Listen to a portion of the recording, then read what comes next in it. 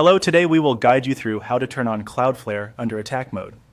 If you need to quickly add an extra layer of protection to your website, Cloudflare's under attack mode can help by applying additional security checks to incoming visitors before they reach your site.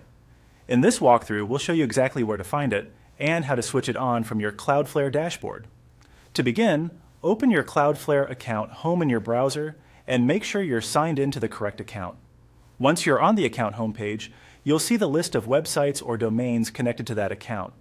This is the starting point for managing any domain-specific settings, including security features like under attack mode. From there, click on the sample domain you want to manage. This takes you into the dashboard for that specific website. It's important to be sure you've selected the correct domain, especially if your account contains more than one site, since any changes you make here will apply only to the domain you open.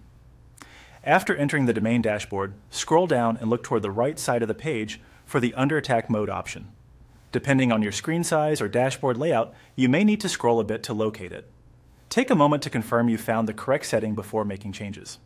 This mode is designed for situations where your site may be experiencing suspicious traffic or a possible attack, so it's typically used when stronger protection is needed right away. Once you've found the setting, click the under attack mode toggle to turn it on. After that, follow any on-screen prompts or procedures that Cloudflare displays.